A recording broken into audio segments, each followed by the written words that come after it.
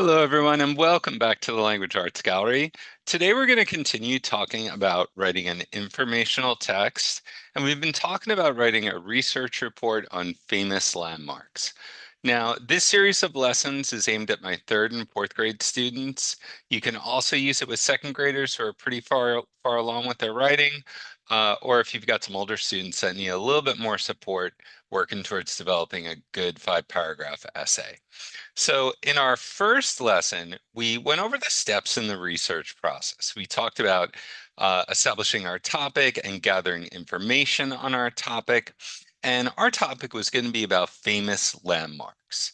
So, we asked our students to choose one landmark that they wanted to write about.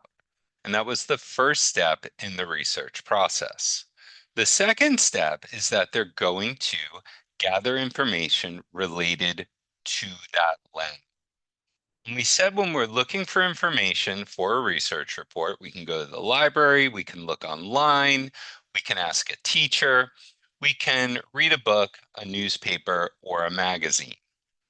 So finally, in step three, we're going to organize that information. We're going to talk about what does that landmark look like? Where is it located? And what makes it famous or special? So this is about as far as we got in our last lesson. We asked our students to choose that landmark and to research information about that landmark related to these three big ideas. Now, ultimately, these three big ideas are going to become our three body paragraphs. But because we're working with young learners, we don't want to push them right into that right away. So what we're going to do is we're going to start with writing a good paragraph, and we're going to kind of pull that paragraph apart and expand it to make it into an essay. So today, we're going to pick up with step four, which is drafting. We're going to transfer that information from the graphic organizer that students completed in our first lesson, and they're going to put it into a template. Now, that template is provided with this resource in my Teachers Pay Teachers store. It's got all 5 days of PowerPoint lessons along with all the graphic organizers that students need. Now, a good research report, like all good writing, we want it to have a beginning, a middle, and an end. So our research report is going to be focused on one main idea, and we're writing about one special landmark. So our main idea is going to be the Great Wall of China is a special landmark. The Statue of Liberty is a special landmark. The Eiffel Tower is a special landmark. And we want to be direct. This is really important for our multilingual learners. Remember that writing is ultimately about rhetoric. It's about argument, particularly academic writing is about argument. So we want to be direct in our argument. That's not universal across all cultures. It's a feature of Anglophone writing. So we want to really impress this upon our multilingual learners. It's also important to note that this is not the correct way. It's just the way that we're going to write when we're writing for an Anglophone audience, right? No one way is better than the other. They're just different. So for my report, I've chose the Statue of Liberty. So in the beginning, I'm going to tell my audience right away, the Statue of Liberty is a special lamb. So I'm going to be very direct and tell the audience that in the first sentence. Then in the middle, I'm going to share information that I gathered in my graphic organizer, and that's related to those three big ideas. What the landmark looks like, where it's located, and why it's famous or special. So this is what goes into the middle of my research report.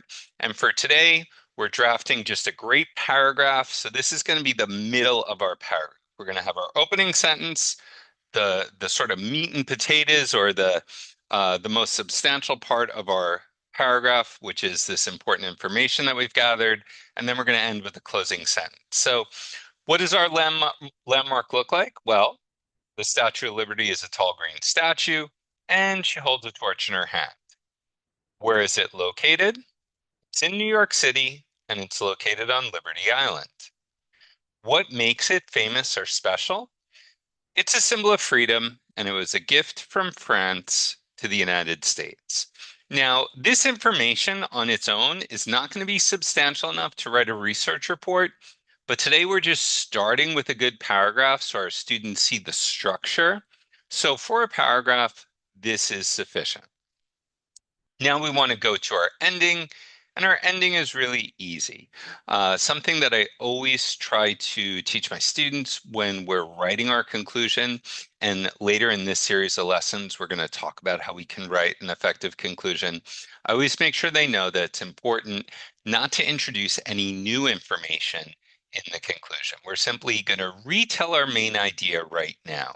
Now, when we get to this point later on in this writing workshop series, we are going to talk about additional things we want to do in our concluding paragraph. But for right now, we're really just looking at a closing sentence, which is all of these things help to make the Statue of Liberty a special landmark. So now we want to take all of those things, those three elements, the beginning, middle, and end, and we're going to put them together into a good paragraph. So this is my first draft of my informational text, which is really just a solid, well-written paragraph. Now, to help students with this, I've provided this template to assist them with their writing. Okay, it's the name of their landmark is a special landmark. It tells a little bit about what it looks like, where it's located, and what makes it special. And then all of these things help to make it a special landmark.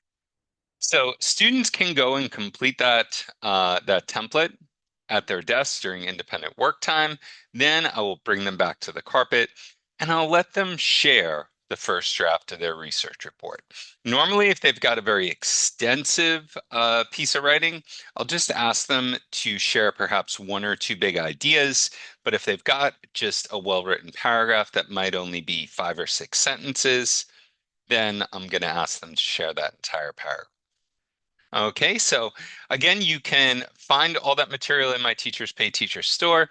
So thank you so much for watching today. And please remember to like, subscribe, and comment on the video. And I'll see you in our next video at the Language Arts Gallery.